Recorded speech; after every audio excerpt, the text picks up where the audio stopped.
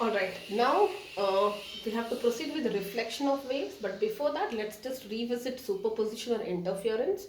When two waves meet, they can interfere, they can pass through each other, and if the crust of one wave is on top of crust of another wave with the same or different amplitudes, it always result in the bigger amplitude. Okay, this is what we call as the constructive interference. 5 plus 3 8, 5 plus 5 10. Okay, and what will they have? Their path difference will be exactly equal to lambda, basically in phase, that's what we say, and phase difference will be n lambda, and here it is n into 2 pi.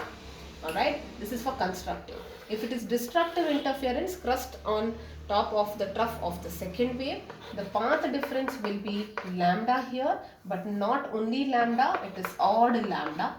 Okay, and path difference here will be odd. For lambda it will be pi. Okay, so I told you this, like if it is here, if the crust has to fall, you can see the phase difference now, correct? So this is how it is, correct? There will be a path difference, look at that, here and here, phi, half a lambda, half wavelength, correct? So this is about superposition. Now let us understand the principle of reflection. So just like we have studied laws of reflection in the case of light and sound, reflection of waves. So the same laws are applicable. Waves also, when they strike a surface, a part of it might get transmitted, reflected, absorbed. Okay, so what happens? In this case, the reflection is based on two factors depending on the nature of the surface. If it is rigid, what happens? If it is non-rigid, what happens? Okay, if it is rigid, like this, like a wall, if a crust is coming, after it will come like this, after it gets reflected, trough will come back. Okay, and if it's a non-rigid, what is a non-rigid? An example is a string tied to a ring which is movable on a vertical column. Okay, imagine there is a stick you have fixed, there is a ring which can move up and down. Alright, so then what happens? Whenever the crust comes here, it shoots up, because as the wave travels, this is lifted up, it shoots up, and a crust itself comes back. Okay, a crust itself comes back. So rigid crust becomes trough after reflection, non-rigid crust remains crust after reflection. Okay, so let us write the mathematical form of it. For this, if I say y1 is a sine omega t minus kx, minus indicates that it is going here, what will be the reflected wave? It should be, now crust has becoming trough, that means there is a phase difference of pi, we have seen this. Okay, so first of all it becomes plus here because it's going in this direction, minus indicates that it is going in this direction, it is getting reflected and coming in the opposite direction, so it should be plus, and a phase difference of pi here. So sine of pi plus theta is minus sine theta, so this is the final reflected wave. Okay, so they can ask you, there is a wave of any format which is reflected on a rigid surface, write the equation of its reflected wave. So what you need to do is, whatever function is given, you will write the same function, minus becomes plus, and you have to add a minus sign. The reason is because there is a phase difference. Okay, I repeat, same thing you are going to copy if you are asked to write a reflected wave. Change the signs here and put a minus sign. Now for a non-rigid wave, what happens? It comes here, this part is getting displaced here, it kinds of shoots up. Okay, imagine there is a crust coming, the ring is free to move, so it gets pulled up, there is a shoot of the amplitude, and then it comes back like this. So crust is on crust here. So what will be the mathematical form? A sine omega t minus kx, which is saying that this is the wave in the right direction. A reflected wave will be in the opposite direction, that's all, no phase difference. The only thing is, there is no minus sign here, there is a minus sign. Alright, I hope it is clear. And also, this region, when it strikes, the particle here will not have any amplitude. It strikes and there is no amplitude. Particles with no amplitude are called a node. So always a node is formed in case of a rigid a support when reflection is happening, and here an antinode is formed. More of node and antinode you will come to know when I'm doing standing waves, which is the next topic. Okay, so for now simply understand that it is coming like this, and then from here it is getting reflected like this. So this node, it is not moving, the particle here at the interface is not getting displaced. So that position is what we call as a node, and here maximum displacement, that is what we call as an antinode. Alright, so that is it about reflection of waves. You should only know how to write it. And next part will be standing waves or stationary waves.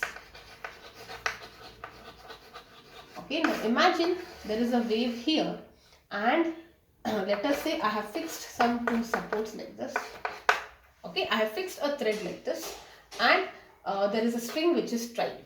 Okay, there are two supports I have fixed, like typically how do you do in a cloth line basically. Okay, and then I create, there is a string, I set up a disturbance. What happens? The wave is created. It goes here and then gets reflected here. Again gets reflected, again gets reflected, again gets reflected. Now, is it able to proceed? It is not able to progress here. Reason? There is a rigid support here. It is not any kind of support, even non-rigid is fine. Okay, it's not open. It is, kind of, there is a support. So there is reflection which is continuously happening. And what happens? This wave, original wave was transmitted energy here. This wave was transmitted energy in the opposite direction, and energy is trapped here. So this results in the formation of standing waves. The wave will not propagate. The effect is like it becomes like this. It will not move like this. The waves will become like this. Okay, up and down, only like that. Okay, so you can see it in Desmos. So this is what we call as the standing wave. And how do you produce standing wave? There are transverse waves which can be produced in sonometer, longitudinal waves in resonance or in organ pipes. Alright, now let us write the mathematical expression here.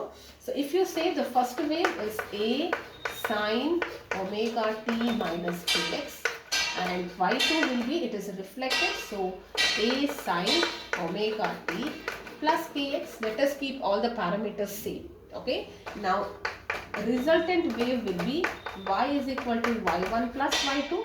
So what do? I add these two, sine of omega t minus kx in plus a sine of omega t plus kx.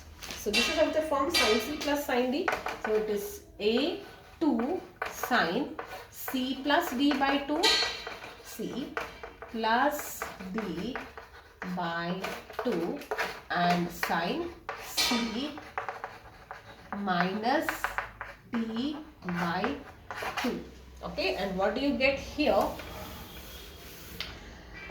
This will be 2a sine omega gets kx gets cancelled. 2 omega t by 2 is nothing but omega t, and cos this part gets cancelled. Minus 2 kx by 2 or minus kx, cos of negative is positive. Now look at this. This part is resulting in the amplitude. This part is resulting. Now if I say amplitude, how will I write? This is the time part, right? So I can regroup it like this. This is responsible for the amplitude. This part is responsible for the amplitude because it is having the x component. This part is causing the oscillation. It will not move now. It will only oscillate like this. Okay. So this part is the amplitude component. This part is the oscillating component. Now, what you also see in the figure, okay, look at the figure of standing waves. I have a wave here. It comes and it gets reflected like this. Okay, let us see. If it's rigid, then anyways, it will be whatever it is. It doesn't matter. Okay. Now, don't worry about this. Concentrate on these regions. There will be some regions, some points where the particle on the rope or the string, they do not move at all. So those regions are called as nodes. Nodes are the regions where particles have zero amplitude or zero displacement. And there are some regions where the displacement amplitude is maximum.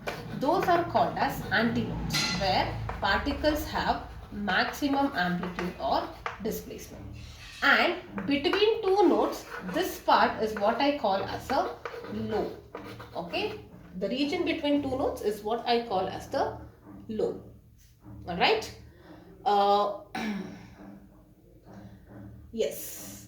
Now, I think I'll stop here. Yes. Okay.